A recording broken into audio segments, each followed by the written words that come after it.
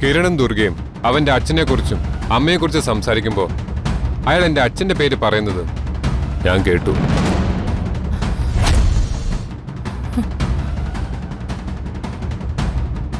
അവക്കിടയിൽ എന്റെ അച്ഛൻ എങ്ങനെ വന്നു എന്ന് എനിക്കറിയണം. അതൊന്നും എനിക്കറിയില്ല. അമ്മക്കറിയില്ലെങ്കിൽ വേണ്ട, ഞാൻ എന്റെ അച്ഛനോട് നേരിട്ട് ചോദിച്ചോളാം. വേണ്ട, അതൊന്നും ശരിയാവില്ല. നീ വെറുതെ ആവശ്യമില്ലാത്ത പണിക്കൊന്നും പോണ്ട. അതെന്താ കാര്യം? കിരണിന്റെ അച്ഛനും എന്റെ അച്ഛനും തമ്മിൽ എന്തെങ്കിലും ബന്ധമുണ്ടോ? പല തവണയായി കിരൺ അച്ഛനെ അച്ഛാന്ന് വിളിക്കുന്നത് ഞാൻ കേട്ടിട്ടുണ്ട്. അപ്പോഴൊക്കെ ആരുമില്ലാത്ത ഒരു അനാഥൻ അച്ഛന്റെ പ്രായമുള്ള ഒരാളോട് തോന്നിയ സ്നേഹം കൊണ്ട് വിളിച്ചതാകുമെന്ന് പൂർണ്ണിമ ചേച്ചി അടക്കം എല്ലാവരും പറഞ്ഞു.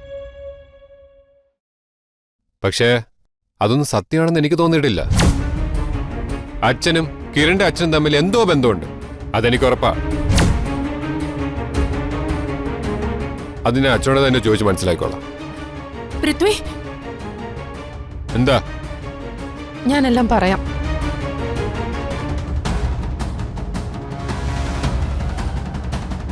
പക്ഷെ കാര്യങ്ങൾ അറിഞ്ഞു കഴിയുമ്പോ നീ പ്രശ്നമൊന്നും ഉണ്ടാക്കരുത്. അപ്പൊ എന്തോ വലിയ കാര്യമാണല്ലോ.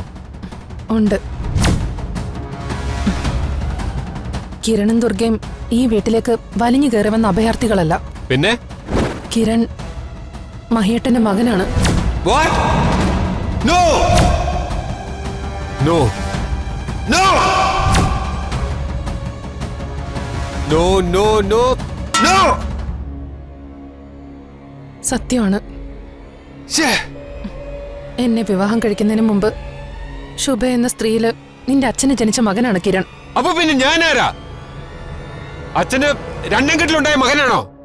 ദേഷ്യം കാണിച്ചിട്ട് ബഹളം വെച്ചിട്ട് ഒന്നും ഒരു കാര്യമില്ല. അതാണ് സത്യം. No! No, no, no, no!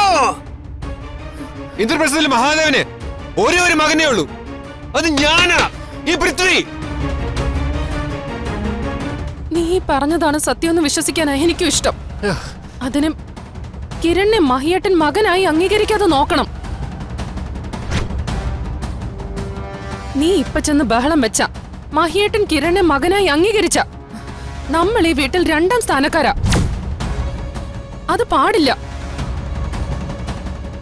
തൽക്കാലം രഹസ്യം രഹസ്യമായി തന്നെ ഇരിക്കട്ടെ. ഈ വിവരം അറിയാത്തതുപോലെ നമുക്ക് നാടകം കളിക്കാം.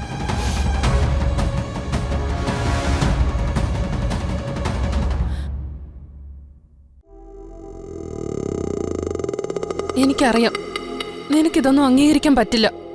അതുകൊണ്ടാ സത്യങ്ങളെല്ലാം മനസ്സിലായിട്ടും ഒന്നും അറിയാത്ത പോലെ ഞാൻ ഈ നാടകം കളിക്കുന്നത്. അച്ഛൻ കിരണിനെ അംഗീകരിക്കുന്ന ദിവസം അവന് ഞാൻ തീർത്തിരിക്കും. വെറുതെ മണ്ടത്തരം പറയാതെ പൃഥ്വി. മഹിയേട്ടൻ അംഗീകരിക്കുന്നതിന് മുമ്പ് നമ്മൾ അവരെ ഇവിടുന്ന് പുറത്താക്കണം. അവിടെയാ നമ്മുടെ മിടുക്ക്.